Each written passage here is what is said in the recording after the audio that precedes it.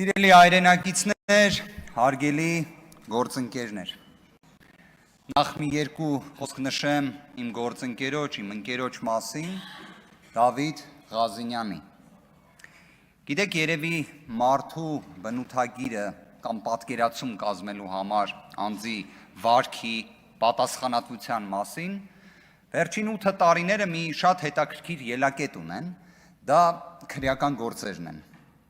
Պատկերացրեք Դավիթ Ղազինյան 2026 թվականի հունիսի 5-ից լույս 6-ը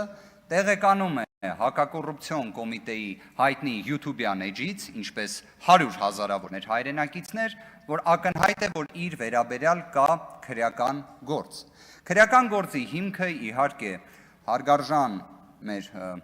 գործընկերների, տվյալ դեպքում միգուցե հակակոռուպցիոն կոմիտեի գործընկերների կանանց խոսակցություններ, որոնք ուղղակի այնտեղ հիշատակում են Դավիթ Ղազինյանին։ Եվ դա բավարար էր, որ քրեական վարույթ հարուցվի, դա բավարար էր, որ հաղորդագրություն տարածվի այնպիսի շեշտադրումներով, իբր տեղի է ունեցել դարի բացահայտումը։ Բայց ինչի համար եմ նշում հունիսի 5-ից լույս 6։ Պատկերացրեք, դրան հաջորդում է ընտրությունը, դրան հաջորդում է վերահաշվարկը, անցնում են օրեր, կենտրոնական ընտրական հանձնաժողովը հայտարարում է, որ ներկայացվել է միջնորդություն Դավիթ Ղազինյանին անձեռմխելիությունից զրկելու եւ կալանքի միջնորդություն ներկայացնելու համաձայնություն ստանալու համար։ Ինչ է անում այդ ընթացքում Դավիթ Ղազինյանը։ Բազմաթիվ հարցազրույցներ է տալիս, պատմում է նշված ձայնագրության մասին, Հայաստանի Հանրապետության սահմանից 1 սանտիմետր չի հեռվանում, որևէ մեկի հետ չի հաղորդակցվում, այդպես սպասում է մինչև հունիսի 18-ը, որ կալանավորվի։ Իդեպ բոլորը Հայաստանում, կրկին հիշենք պետաիրավական հարցերի մշտական հանձնաժողովի նախագահի թեկնածու Տիկին Ջուլակյանի խոսքը, որ Հայաստանում դատական ակտերի կանխատեսելիություն պետք է լինի։ Այդ կանխատեսելիությունը մաքսիմալ իրացվելով բոլորը գիտեին, որ Դավիթ Ղազինյանը կալանավորվելու է։ Եվ Դավիթ Ղազինյանը այդ ընթացքում սպասեց, ներկայացավ ԿՀ, այնուհետև քննչական, այնուհետև դատարան եւ կալանավորվեց։ Այսինքն ոչ մի նորություն չկա, ամեն ինչ հստակ, կանխատեսելի, բայց անձի վարքագիծը տեսեք, պատասխանատվության զգացումը տեսեք, իր ընտրողների, իր թիմակիցների եւ հանրության առջեւ։ Թեկուզ որ կալանավորվելու էր։ Իդեպ 2 ամսով կալանավորվեց, թե այդ ինչպես տենց ստացվեց, որ հունիսի 5-ից 6-ը մարդը իմանում է գործի մասին, բոլոր հանգամանքներից տեղեկացված է, բայց միևնույնն է կալանավորվում է։ Այսինքն ոչ պատշաճ վարքագծի ռիսկ են տենում։ Սա է Հայաստանում դատաիրավական համակարգի տարբեր երանգներից մեկը։ Դավիթ Ղազինյանը իր կենսագրության տեսանկյունից, որը ներկայացվեց, հարց ու պատասխանի ընթացքում ակնհայտ էր, որ որևէ մի բացասական հանգամանք չներկայացվեց։ Բացասական հանգամանքը ենթադրյալ ավտոմեքենայի համարանիշներ, իբրև Ռուսաստանի Դաշնության հետ առնչվող, այն էլ պարզվեց, որ եվրոինտեգրման ինտենսիվ սլացող պետհամարանիշներ էին։ Այսինքն պետհամարանիշը շատ մեծ ազդեցություն ունի, թե ի վերջո անձը հանձնաժողովի նախագահ ընտրվի, թե ոչ, այսինքն ոչ թե քննարկվում է, մարդը արդյոք կազմակերպչական, նիստը վարելու, գործընթացը կազմակերպելու ինչ հմտություններ ունի, թե ոչ, այլ քննարկվում էր պետ համարանիշները։ Ինչևէ, կարծում եմ ակնհայտ է, որ Դավիթ Ղազինյանը իր կողմից ստանձնած պատասխանատվությունը պատվով կիրականացնի։ Իդեպ քրեական վարույթի հետ կապված էլ ամեն դեպքում ես այդ շեշտադրումը կատարեցի, հիմա էլ բոլոր դեպքերում ընդգծեմ, Դավիթ Ղազինյանը ապօրինի քաղաքական բնույթի կալանքից ազատվել է։ Անձին կալանքից հետո կրկին կալանավորելու հարց բարձրացնելու համար պետք է լինի նոր էական հանգամանք, կոնկրետ գործով, ոչ պատշաճ վարքագծի տեսանկյունից։ Իսկ այստեղ կարծում եմ նշված ռիսկ իսպառ բացառվում է։ Եթե իհարկե падգամավոր լինելը ինքնին ոչ պատշաճ վարքագիծ չի։ Կարծում եմ դեռ մեր իրավունքը նման նշաձող չի սահմանել։ Բոլոր դեպքերում ուզում եմ նաև անդրադառնալ падգամավորի այն խոսքին, որը այդքան կառուցված էր հայտնի մի գրքի վերնագրի վրա, որը կարծում եմ, բայց շատ ոչ շահեկան էր, որ հենց իշխանության ներկայացուցիչները խոսեն դրա մասին։ Ի վերջո, ես կարծում եմ, թքած ունենալու մասին պետք չի երբևէ խոսա որևէ մի վերջին 8 տարվա պատասխանատվությունը կրող իշխանության ներկայացուցիչ։ Դուք հաշվի առեք, մենք այս վերջին 8 տարիների ընթացքում մեր հայոց պատմության ամենածանր, ամենասև էջերը տեսել ենք։ Մենք հազարավոր զոհեր ենք տեսել։ Իդեպ, երբ նշված բառակապակցությունը օգտագործում եք, դուք գիտակցում եք, չէ՞, որ մարդիկ կարող են լինել, որոնք հիշեն օրինակ մեր զոհված հերոսների դիակները, մասունքները սառնարանում գետնին գցված։ Եկեք այդ բառակապակցությունը այս նիստերի դահլիճից հեռու պահեք։ Եթե խոսում եք Սամվել Կարապետյանի մասին, իմ կարծիքով Սամվել Կարապետյանի կենսագրությունը նրա մասին է, թե ոնց կարա մարդը Հայաստանի Հանրապետության սահմաններից դուրս դառնա միլիարդատեր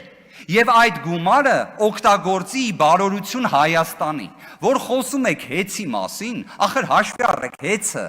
ձեռք բերելու ի պատասխան խնդրանքի ձեռք բերելու ժամանակահատվածում Սամվել Կարապետյանը Forbes-ի ցուցակում էր արդեն։ Մի հատ հեծի շրջանառությունը ճշտեք պարոն Ռոմանոս Պետրոսյանից ու մի հատ հասկացեք նաև ըստ Forbes-ի Սամվել Կարապետյանի կարողությունը։ Իդեպ Ռոմանոս Պետրոսյանի մասով ես մի քիչ լավ չհասկացա խնդիրը ինչումն էր։ Հիմա Սամվել Կարապետյանի ֆինանսական միջոցներից վարձատրվում է, նորմալ գործընթաց է, էլի, հիշում եք, տենց մի թևավոր խոսք կար։ Հիմա ուզում եմ մի հատ թեմայից մի փոքր շեղվեմ։ Մի հատ եկեք հիշենք այս ընտրությունների հետ կապված բանավեճը, ԲՀԿ-ի հետ կապված։ Ես հիշում եմ շատ հետաքրքիր անալոգիա առաջարկվեց ֆուտբոլային խաղի պրոյեկցիայով։ Հիմա եկեք պատկերացնենք իրականությունը որն է։ Եկեք նույնիսկ անուններ էլ նշենք, հա։ Պատկերացրեք, խաղում են Ֆրանսիան ընդդեմ Արգենտինայի։ Մրցավարը դա ընտրական տեղամասի նախագահն է։ Արգենտինան խփում է իր ցանկալի բաղձալի գոլը։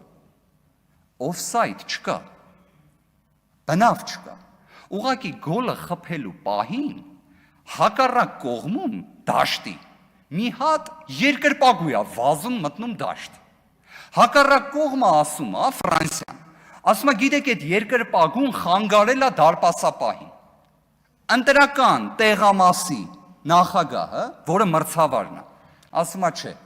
ոչ մի բան էլ չի խանգարել։ Ընտրատարածքային հանձնաժողովի նախագահը, որը վառ սիստեմն է, ֆուտբոլի երկրպագուները գիտեն, որ համակարգչով ստուգում են։ Հանձնաժողովի նախագահը ասում է խնդիր չկա, գոլը պատշաճ է, ամեն ինչ նորմալ է, բոլորին ասում են ստեսություն, ֆուտբոլիստները իրար հետ գրկախառնվում են, գնում են ամեն մեկը հյուրանոց օրինակ։ Բայց հետո ինչ է լինում։ Հետո FIFA-ն, որը կազմակերպիչն է այդ ֆուտբոլի խաղի, աշխարհի առաջնության վրա նայենք, էլի թարմա օրինակը։ Գալի ասում է, չէ, գիտեք, այդ գոլը պետքա չհաշվվի,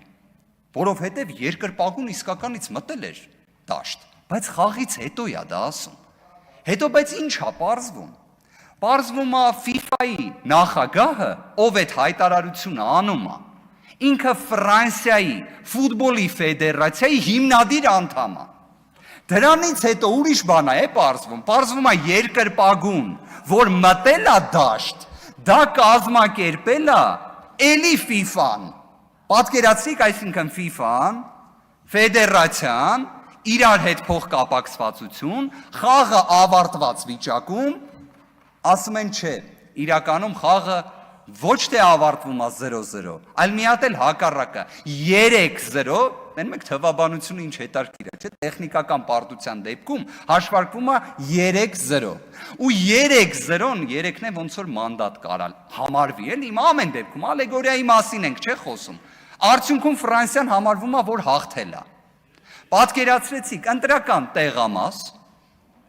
ընտրատարածքային հանձնաժողով, FIFA-ն, իդեպ, Ջանի Ինֆանտինոն ներկայիս եւ Վահագն Հովակիմյանը կարող են նաեւ նույնիսկ որոշակի նմանություն էլ ունենան։ Հետևաբար գործընկերներ, եթե ֆուտբոլով ենք անալոգիան անում, եկեք դա մի արեք։ Եկեք դա մի արեք, որովհետեւ ակնհայտ է, որ նշված դեպքով խախտումը անհաղթահարելի է։ Այս դեպքը, այս դրվագը Ես ներողություն եմ խնդրում 20 վայրկյան ավել արձանագրեմ։ Այս դեպքը ցույց է տալիս, որ դուք այնքան եք խոսել ընտրախախտումների մասին, որ մի հատ համեմատեք 26 թվականի ընտրությունները եւ 18 թվականի ձեր կազմակերպած ընտրությունները։